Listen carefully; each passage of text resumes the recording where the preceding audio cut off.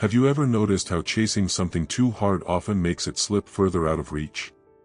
It's like trying to grab water with your hands. No matter how tightly you squeeze, it only escapes faster.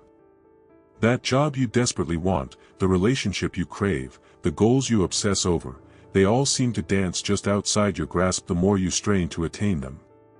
But what if the secret to getting what you want isn't trying harder, but letting go? There's a quiet paradox at the heart of life: what you release often comes back to you. The harder you try to control the outcome, the more resistance you create. But the moment you let go, the moment you surrender your attachment to how things must unfold, everything begins to shift. Possibilities emerge, not from pressure, but from presence. Imagine a magnet. If you aggressively try to pull something toward it, applying external force, you often disrupt the magnetic pull itself. But when you stop pushing, when you allow the magnet to do what it naturally does, attraction becomes effortless. This is the law of surrender. Not inaction, not apathy, but a kind of powerful trust in the flow of things. A trust that what's meant for you cannot miss you, and what misses you was never meant to stay. Let's ground this with a more relatable metaphor. Think of a gardener who waters their plant obsessively, constantly hovering, constantly adjusting, worrying if it's growing fast enough. No matter how much care they give, the plant doesn't respond to pressure. It grows on its own time, in its own rhythm. But once the gardener steps back and lets nature take its course, the plant begins to flourish. It was never the force that made it grow, it was the gentle, consistent care combined with space and trust. This is what surrendering really means. It's not giving up on your goals or your dreams, it's releasing the desperate need to control how and when they arrive. Because the truth is, while you're busy trying to force results, you might be missing the path that's already unfolding for you. You have a choice: continue pushing and exhausting yourself, or surrender, take aligned action, and allow life to work its quiet magic. This is where Stoic wisdom shines. Epictetus, one of the great philosophers of Stoicism, once said, "Do not seek for things to happen the way you want them to, rather, wish that what happens happens as it should, and you will be happy." It's a simple idea, but deeply profound. Instead of demanding that life bend to your will, learn to bend with life. True freedom lies not in controlling everything, but in aligning with what is. Let me tell you a story. A close friend of mine, let's call her Lily, spent years chasing a particular promotion at her job. She did everything right, she worked late, volunteered for every project, pushed herself to the brink of burnout. But nothing seemed to move. Every time she thought she was close, the opportunity slipped through her fingers. She was anxious, tired, and discouraged. Then, something shifted. One day, her mentor told her, "Stop focusing on the result. Focus on showing up fully every day, and trust the rest will come." That advice hit her differently. She took it to heart. Instead of obsessing over timelines and promotions, she started focusing on becoming better, more skilled, more balanced, more present. And slowly, things began to change. People noticed her confidence. Her work improved. And one day, out of nowhere, the position she had once desperately pursued was offered to her, without her even applying for it. Not because she chased it, but because she had become the person it would naturally come to. So how do you stop chasing and start attracting? How do you surrender without giving up? First, detach from the outcome. Set your intention. Do the work. But don't cling to when or how it must happen. Second, stay grounded in the present. The more you live in the future, imagining, worrying, calculating, the more you disconnect from the only moment where power exists, now. And finally, trust the process. Life unfolds in ways we can't always predict, but almost always understand in hindsight. When you stop pushing, something beautiful happens. You start noticing signs you were too anxious to see before. You start hearing your own inner voice again. And you start attracting what once eluded you, not because you tried harder, but because you let go of the tension that was pushing it away. Letting go is an act of courage. It's a declaration that says, I trust myself. I trust life. I don't need to control every step. And when you make that choice, when you live from that energy, you step into a state of flow where life starts working with you instead of against you. So pause for a moment. Breathe. Look around. What have you been forcing lately? What are you gripping so tightly that it's begun to slip away? Maybe it's time to loosen your grip. Maybe it's time to surrender, not as a sign of weakness, but as your greatest strength.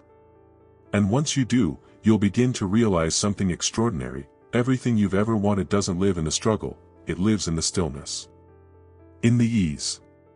In the space where trust replaces tension, and surrender opens the door for something far greater than you could have ever planned. There's a moment in every journey when we realize that the only thing holding us back isn't the world outside, but the expectations we place on outcomes. We imagine how things should unfold, when we should succeed, who should support us, what steps should guarantee results. And when life doesn't follow that imagined script, frustration builds.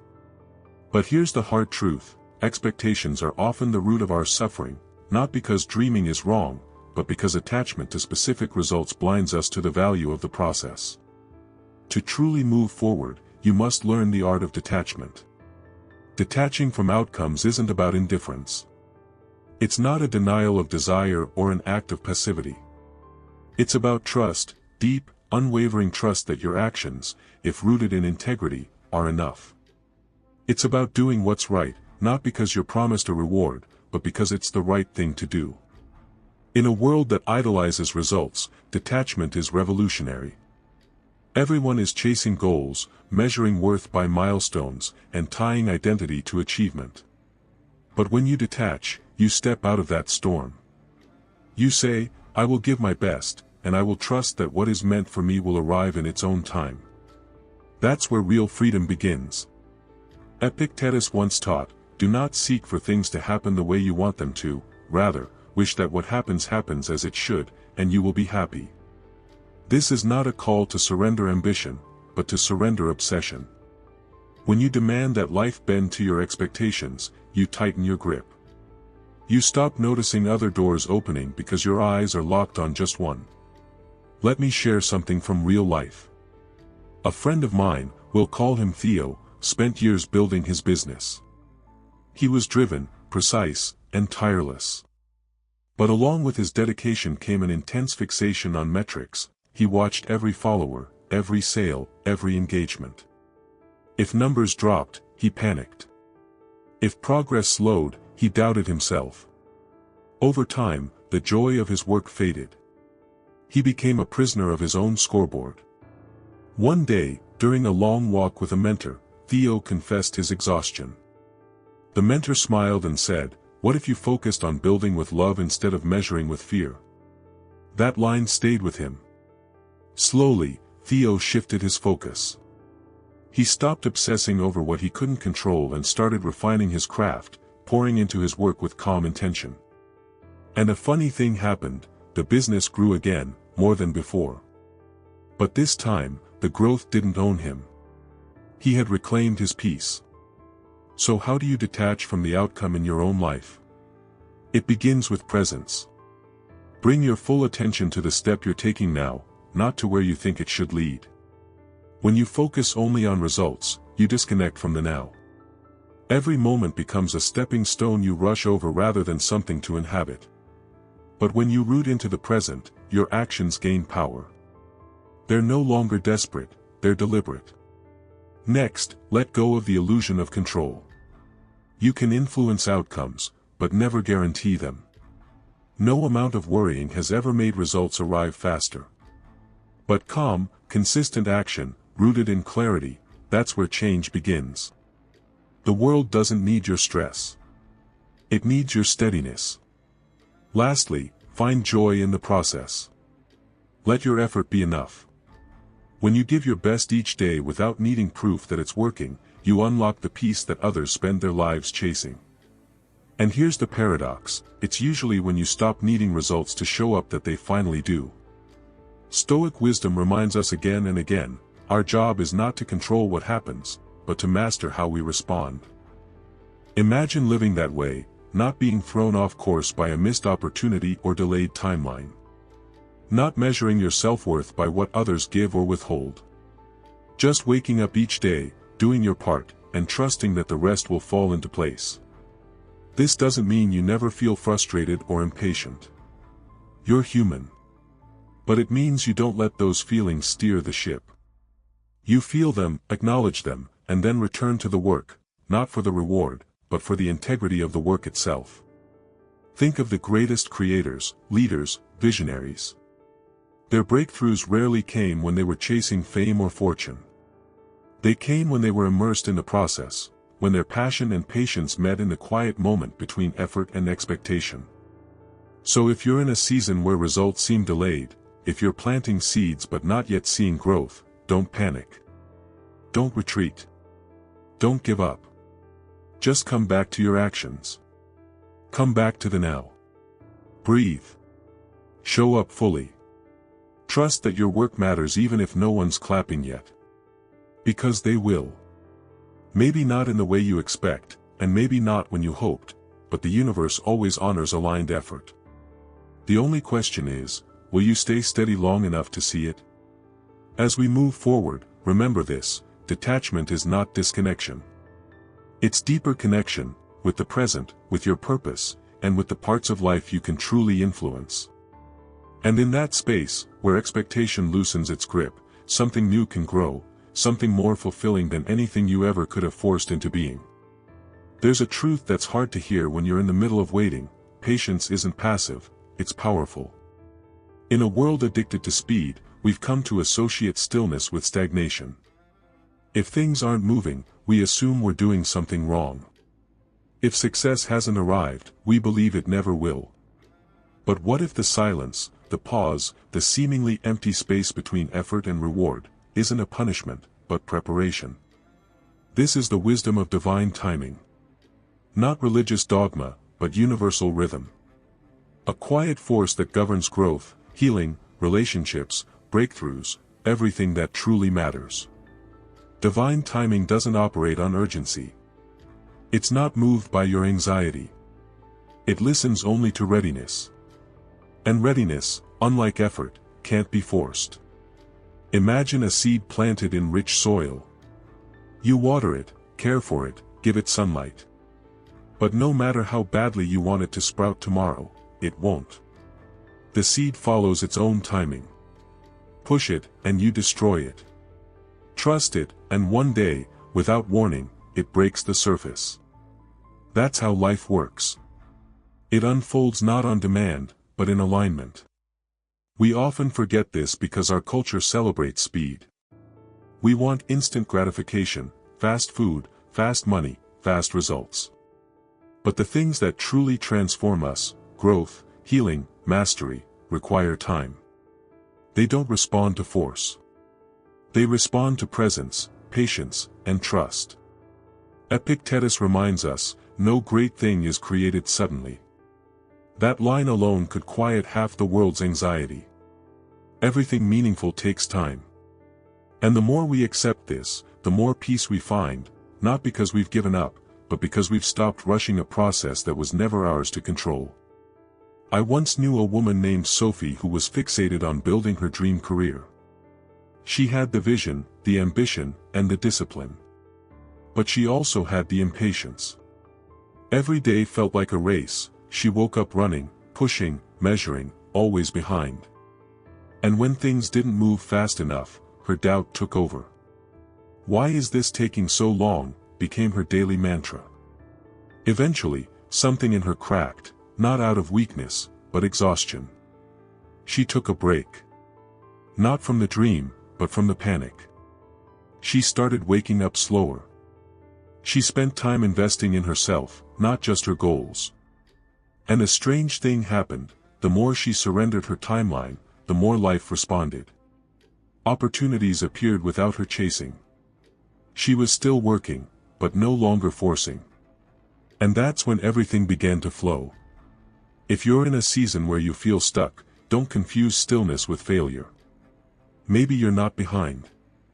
Maybe you're simply being asked to grow deeper roots. Maybe the foundation of your next breakthrough is being laid underground, quietly, invisibly. Trust that. Trust doesn't mean sitting back and doing nothing. It means doing what you can with intention, then letting go of the rest. Divine timing honors effort, but only when it's paired with surrender. So today, if you find yourself frustrated by delay, remember, timing is not rejection, it's redirection. It's protection. It's preparation. What's meant for you will not pass you by. But it also won't arrive until you're ready, not just on paper, but in energy, in presence, in patience. The universe isn't punishing you. It's shaping you. And when the time is right, what felt impossible will happen suddenly, with grace, without force. That's the gift of divine timing. There's a subtle but vital difference between moving with purpose and acting from desperation. It's a difference most people never pause to recognize, until their efforts start to backfire, and they're left wondering why all their hustle leads to exhaustion instead of results. On the surface, both purpose and desperation look the same: effort, action, energy. But underneath, they carry opposite vibrations. Purpose flows from clarity, confidence, and inner alignment. Desperation, on the other hand, flows from fear. From lack. From the belief that you're running out of time or worth or options. The truth is simple but uncomfortable: desperation repels what you want. It sends a signal that says, I don't trust myself. I don't believe this will work unless I chase, force, and scramble. And the world reflects that energy back to you, in closed doors, missed chances, and the heavy echo of, not yet. Purpose, however, is magnetic. When you move with calm intention, when your actions are rooted in who you are and what you believe, you attract what aligns with your path. People feel it. Opportunities feel it. You stop chasing, and you start drawing things in, not because you're lucky, but because you're in tune. Epictetus once said, first say to yourself what you would be, and then do what you have to do. This is the essence of purpose, becoming before doing. When you know who you are, your actions become an extension of that clarity, not a frantic attempt to prove your worth. I remember a man named Jack who was grinding non-stop to get ahead in his career.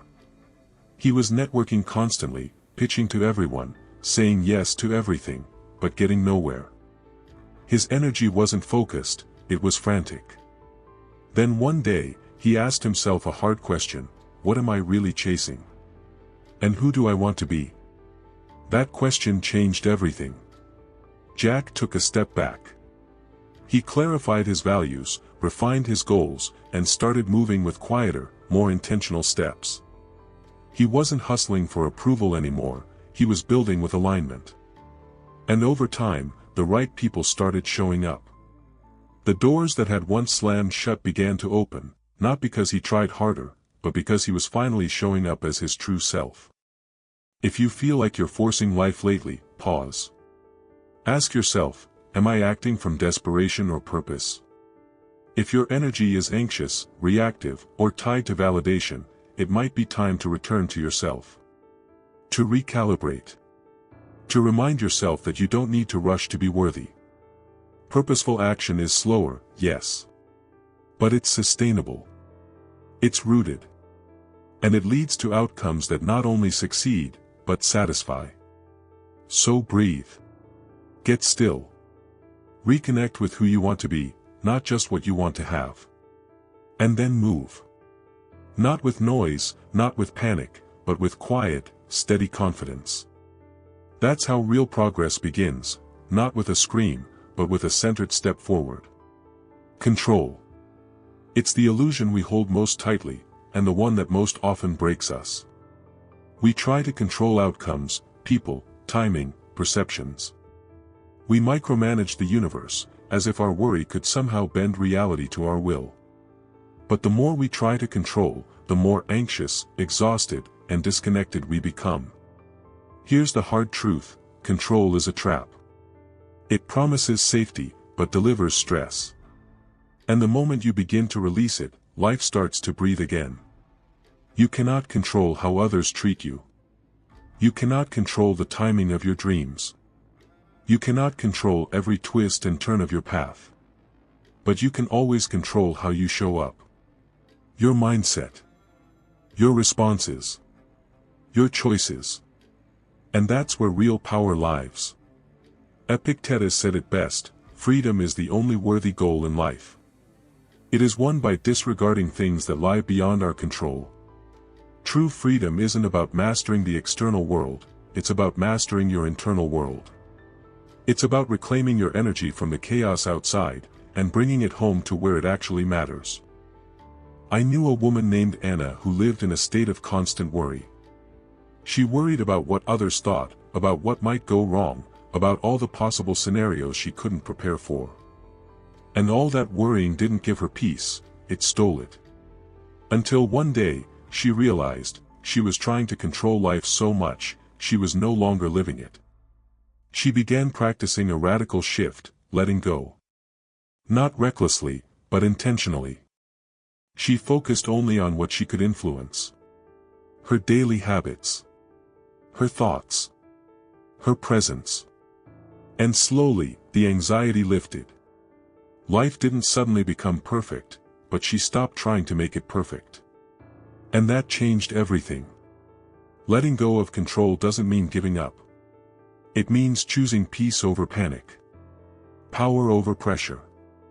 It means saying, I don't need to hold the reins of everything, I just need to hold the reins of myself. So what can you do, right now, to step into that freedom? First, notice where you're gripping too tightly. What are you obsessing over that's outside your control? Then, bring your focus inward. Reclaim your attention. Choose your next thought carefully. Choose your next action with calm intention. And finally, trust. Not blindly, but bravely. Trust that when you release the need to control everything, you create space for something wiser, kinder, and often more beautiful to emerge. Because at the end of the day, the goal isn't to dominate life, it's to dance with it. And you can't dance if you're clinging to every move. Loosen your grip. Take a breath. And let life lead you, one step at a time. Abundance. It's a word that's been misused, diluted, commercialized.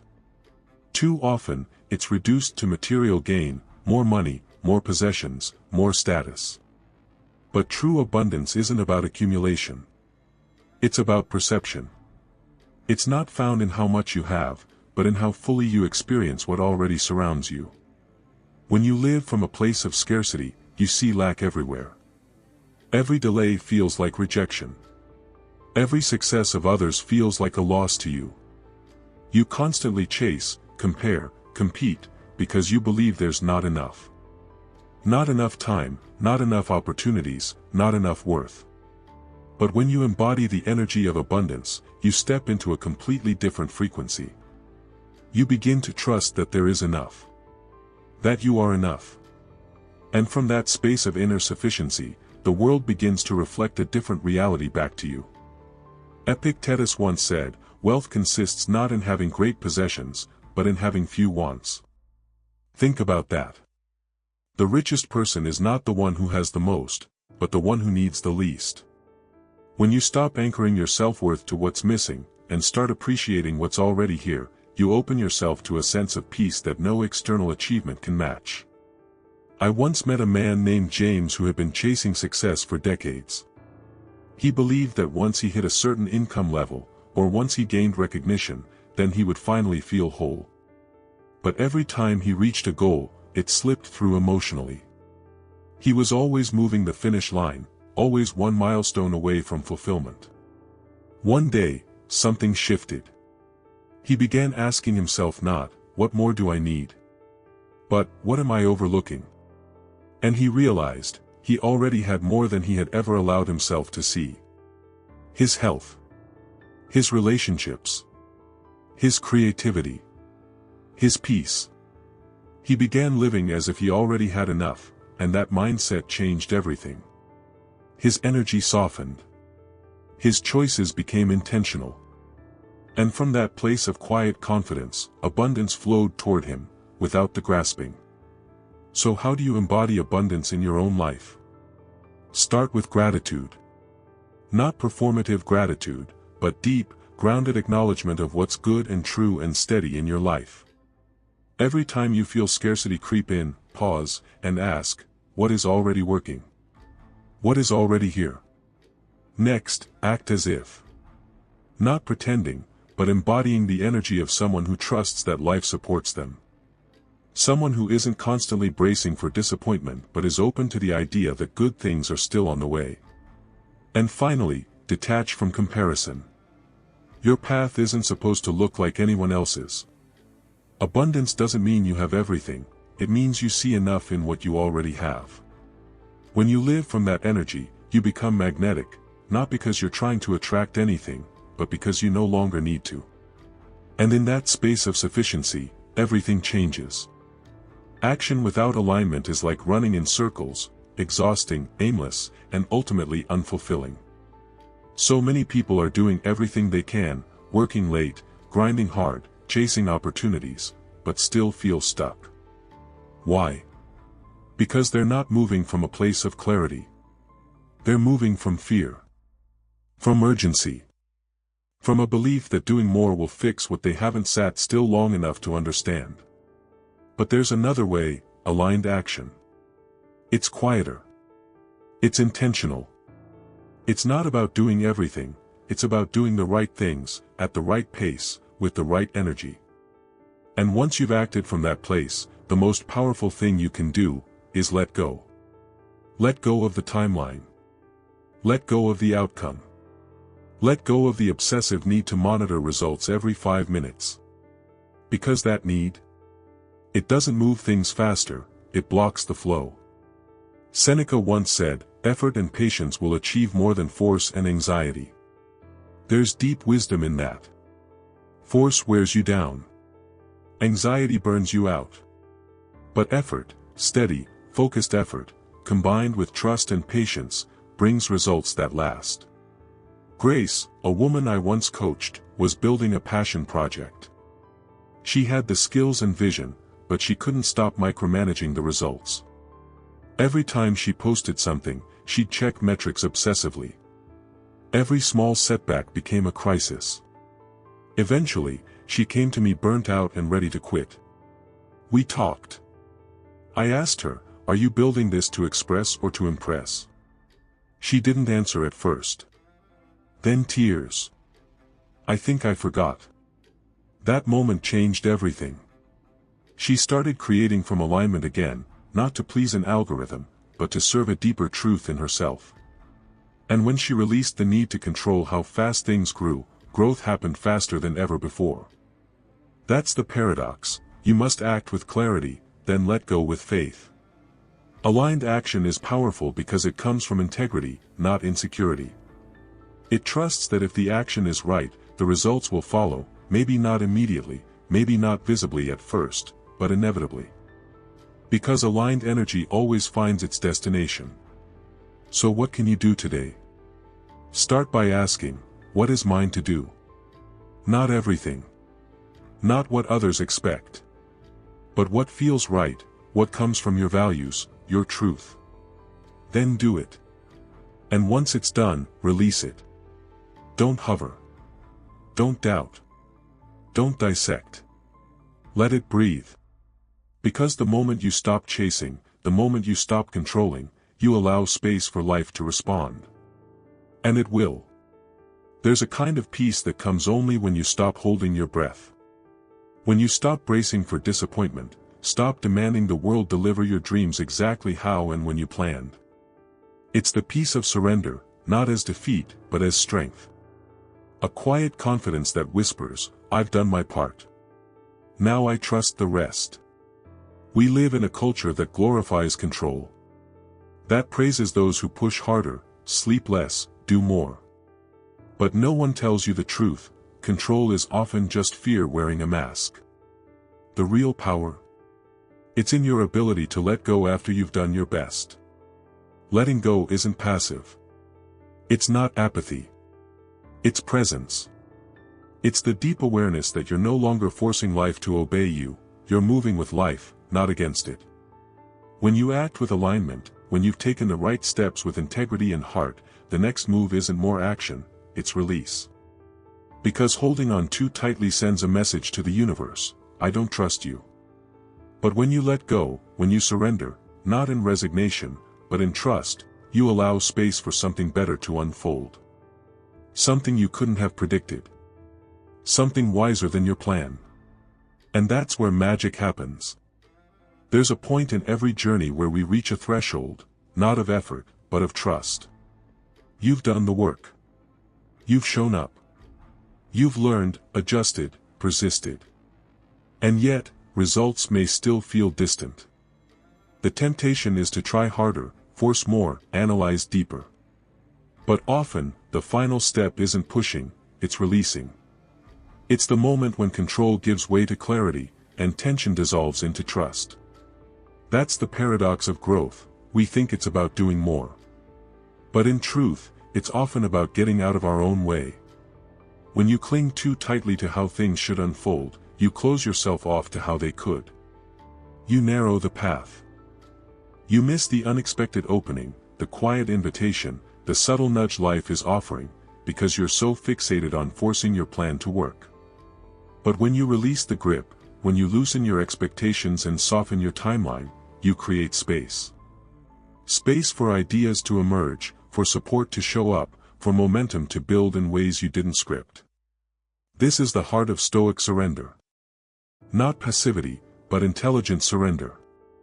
The kind that says, I will do everything within my power, but I won't waste my peace on what lies beyond it. Marcus Aurelius captured it beautifully: accept whatever comes to you woven in the pattern of your destiny, for what could more aptly fit your needs? He wasn't advocating fatalism, he was teaching trust. Trust in the deeper wisdom of life. Trust that if you stay aligned and present, what unfolds, even when unexpected, serves your evolution.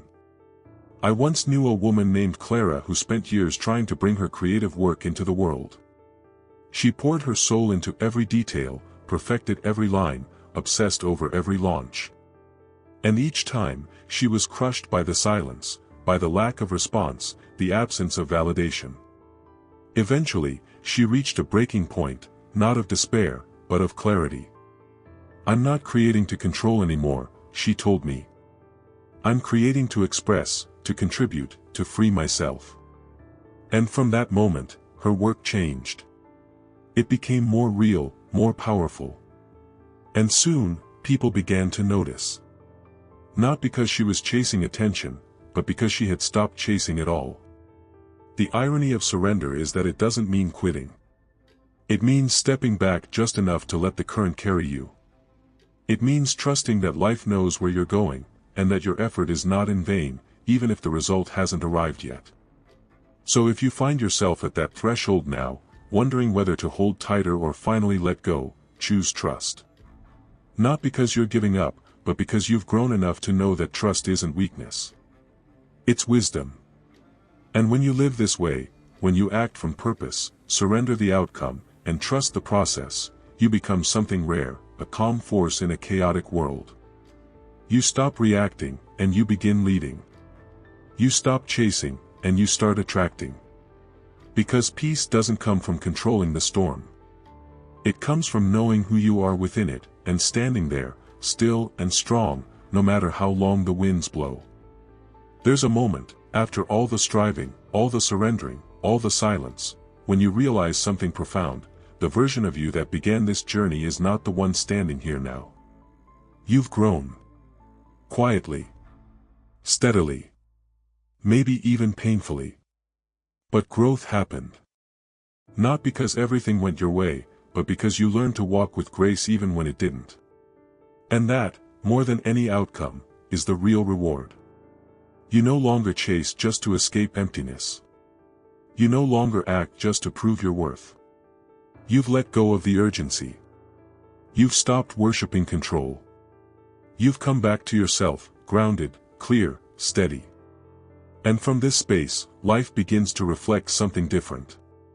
Not because it owes you, but because you've finally become the person it can meet halfway. This is the journey the Stoics pointed to. Not a life free of conflict or chaos, but a life navigated from within. A life where peace isn't the absence of storms, but the presence of stillness in the middle of them. A life where your sense of power doesn't come from manipulating the world, but from mastering your response to it. Epictetus once wrote, "Circumstances don't rise to meet you, you rise to meet circumstances." That's what you've been doing, even if you didn't realize it. Every time you chose to breathe instead of panic. Every time you acted from purpose, not fear. Every time you let go when you wanted to control. That was you rising. And maybe the biggest shift of all. You've stopped measuring your life by what arrives, and started measuring it by who you become. Because you've learned something most people never do, you can desire something deeply without being enslaved by that desire. You can move forward without rushing. You can care without clinging. You can trust without proof. And that, paradoxically, is when the proof begins to appear. Doors open that once seemed locked. People enter your life who reflect the energy you now carry. Ideas come through that were once clouded by stress. And results? They arrive, often in forms you didn't expect, but always in ways that match your growth. So as this chapter closes, what remains is not just a list of lessons, but a new lens through which to live. You are not here to force life into shape. You are here to align with it. To move with purpose. To act without fear. To trust without tension. To let go, again and again, and meet each moment with calm clarity. This is not the end. It's the beginning. Not of a new goal, but of a new relationship, with life, with uncertainty, with yourself. And as you move forward, take this final truth with you: you were never behind. You were never off course. Everything unfolded exactly as it needed to, for you to become the version of yourself who can now walk in peace, lead with grace, and live with quiet, unshakable strength. The struggle was never the point. The becoming was.